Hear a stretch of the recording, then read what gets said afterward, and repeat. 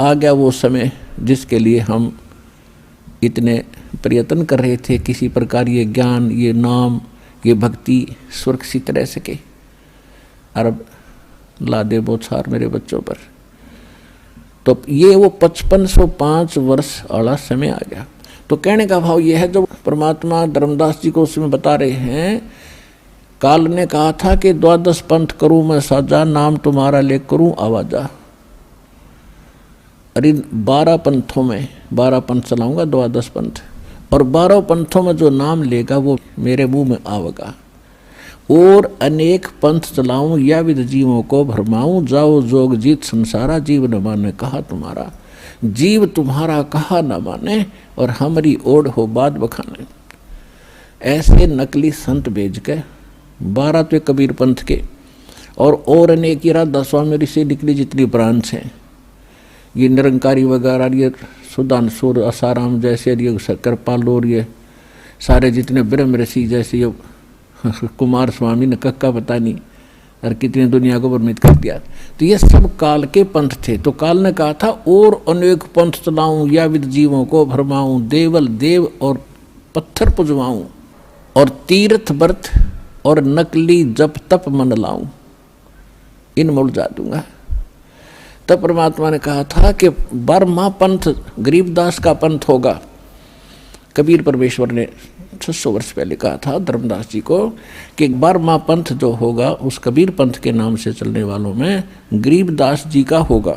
और परमात्मा को ये भी मालूम था कि मैंने जो अपना अमृतवाणी बोली है कबीर सागर में, कबीर साखी में, कबीर दोहावली, कबीर बीजक में, इनमें ये काल के दूत कुछ ना कुछ गड़बड़ी जरूर करेंगे। जो 12 पंथ चलेंगे, 600 साल बीतेंगे, तो उसकी पूर्ति के लिए अपनी प्यारी आत्मा गरीबदास जी के माध्यम से अपनी महिमा की वाणी पुनः परमात्मा ने बुलवाई। और उसमें कहा है कि 12वें पंथ प्रगट हो वाणी, शब्द हमारे का निर्णय ठानी, ये असंग जन्म छोड़ नहीं पावे, ये 12 पंथ हम ही को धावे। मेरा नाम लेंगे, कबीर जी को मुख्य मानेंगे, लेकिन इनके पास यथार्थ भक्ति ना होगी, और जिस कारण से असंग जन्म भी उस स्थान पर नहीं जा सकते जहाँ जाकर फिर लौटकर कभी संसार में नहीं आना होता। फिर धर्मदास जी चिंतित हो गए कि भगवान फिर कैसे बात बनेगी। तो परमेश्वर ने कहा कि 12वें पंथ जब गरीबदास का पंथ चल चुका होगा, इन 12 में तो वो बात बने नहीं, 12वें पंथ में हम ही चल आवें और सभी पंथों को मिटाकर एक पंथ चलावें। अब 12वें पंथ में ये दास भेज दिया परमात्मा ना आए तो गरीबदास पंथ में रामपाल दास।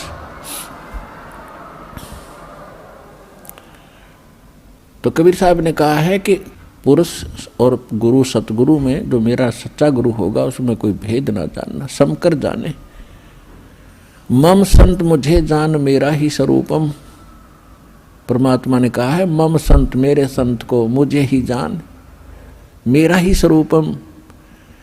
तो गुरु और सतगुरु, गुरु परमात्मा, सतगुरु परमात्मा स्वयं होते हैं, सतगुरु कहो चाहे गुरु कहो। और फिर पृथ्वी पर वही सतगुरु होता है जो उसका कृपा पात्र और या वो स्वयं ही आते हैं। तो अब कहने का भाव यह है कि इस 21 ब्रह्मांड में इस दास के अतिरिक्त इस पृथ्वी पर छोड़ कहीं गुरु नहीं है इस मार्ग के जानने वाला वर्तमान में।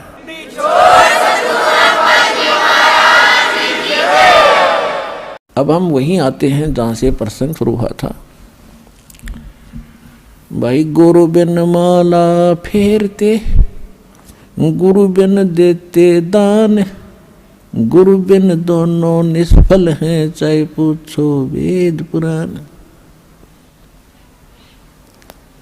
गुरु गोविंद दोनों खड़े, काके लागू पाए, बलिहारी गुरु अपना जो गोविंद दियो मिलाए। अब जो प्रसंग थोड़ा सा बीच में रह गया कि सतयुग में आप जन्मे, अभी तो सभी पार होंगे, ठीक है, जो अब नाम लेकर दृढ़ता से लग गए तो इस जन्म में पार हो जाओगे, ये सत्कर मान लेना। कहते हैं जीवन तय थोड़ा भला, जय सत्य सुमरण हो, और लाख वर्ष का जीवन वही लेखे दरे न कोई। जीना तो थोड़ा ही भला। जैसे वृद्ध आदमी हो गए और इनको तो मालूम है कि कभी भी हमारी यहाँ से बात बिगड़ सकती है, तो इन तक घनी भक्ति करनी चाहिए। ठीक है, थोड़ा बहुत कष्ट बुढ़ापे में घना बढ़ जाता है, लेकिन मालिक साथ रहेगा, आपके रोगों को भी दूर करेगा, भक्ति योग बना कर रखेगा। जब आपको शरण में लिया है तो परमात्मा ही ये पत्थर को बुला दे और झूठे तो मंत्र करवा दिए, तो हम तो इंसान हैं, बहुत आसान है हमारे लिए तो सब कुछ करना। तो कहने का भाव ये है कि ये ना सोचें, कई भक्त चिंतित हो जाते हैं कि एक भक्त रो रहा था कि सत्संग सुन के उसका लगभग 70 वर्ष की उम्र हो गई थी और प्रथम बार ने बोला मैंने अपने जीवन में ज्ञान आज सुना, सत्संग तो मैं नफरत करा करता। देख फूटे भाग हमारे, रागनी होती हो, कहीं गाने बजते हों, सांग होता, वहाँ तो हम बढ़िया बात मानते हैं, और जब सत्संग हो रहा है उन्होंने कहना वहाँ नहीं जाना, वहाँ घटिया आदमी जाते हैं। इसका कारण क्या रहा कि नकली संत, बात तो बताओ, भगवान की काम करे सारे खोटे, जिस कारण से बदनाम संत हो गए। काल ने तो सारे बात बिगाड़नी थी, किसी प्रकार ये परमात्मा के सच्चे संत के पास पहुँच ना जारी न रास्ता ना मिल जाए। यूँ तो इस ताक में रहता है कि कोई भी बाधा पैदा करनी पड़ो, यो सारी कर रहा है। तो समाज में एक ऐसी धारणा बना दी कि सत्संग में तो बेकार से आदमी जाते हैं, निकम्मी औरतें जाती हैं, और बाकी चाहे पत्थर की तरह पूजते रहो, माता पूजाओ कि तो मंडी पूजते रहो, धक्के खा लो, वहाँ ठीक है। तो ये सब काल प्रेरणा। तो कहने का भाव ये है, तो वो वृद्ध चिंतित हो गया और रो बैठ के आंसू पड़े, कहने लगा महाराज जी मेरा क्या बनेगा, मैंने तो पहली बार सुनाई वो ज्ञान आज, मैं तो घनी नफरत मान्या करता इन संतों से, और मुझे नहीं मालूम था इतनी बढ़िया बात। मेरा तो जीवन नाश हो लिया, सारी उम्र पशु की तरह कमाया हूँ, 4 एकड़ ज़मीन थी, 16 किले बना दिए मैंने अपने बच्चों के लिए, 2 बच्चे हैं और आज ये अपना ठाठ से रह रहे हैं। लेकिन आपके ज्ञान से पता चला मैंने अपने लिए तो कुछ ना किया, अब मैं कैसे कर पाऊंगा, मैं तो कभी भी मर जाऊंगा। उसकी बुरा हाल देखा तो मैंने उसको समझाया कि अभी तक कुछ नहीं बिगड़ा आपका। अब जैसे कुएं में बाल्टी गिरती हो, पहले बहुत गहरे गहरे कुएं हुआ करते, 100 150 फुट नीचे तक, और खोद कर बना करते, उसे जल निकालने के लिए एक लंबी रस्सी, नेजू बोलते हैं उसको, नेजू होती थी, उसका बाल्टी बांध करके कुएं में डालते थे, एक लकड़ की पुली सी बनाकर उसके ऊपर डालकर ऐसे खींचा करते थे। वो कई बार गलती से हाथ से छूट जाती, उधर तो बहुत लंबी होती थी, 100 150 फुट दूर तक खींच कर ले जाते थे, वहाँ छोड़ देते थे। उधर से उसने कुएं में डाल दी, जो वहाँ खड़ा था या नहीं था वैसे अपने आप भी करना पड़ जाता ऐसे कई बार, और उधर से हाथ से छूट गई। तो वो क्या करती थी, रस्सी, बाल्टी नीचे जा रही है कुएं में और रस्सी हाथ से छूट गई और वो भी आगे धीरे धीरे सरकती जा रही है, और वो रस्सी रहेगी 2 फुट की, गिरने में सारी जा चुकी है कुएं में, और भाग दौड़ के कोशिश करके उसका लास्ट भी पकड़ ले, एंड उसको पूछड़ी बोल रहे, पूछड़ी एंड ने, वो पूछड़ी भी मिल गई, हाथ में आ गई तो कुछ भी ना गया, बाल्टी भी आ गई, पानी भी आ गया।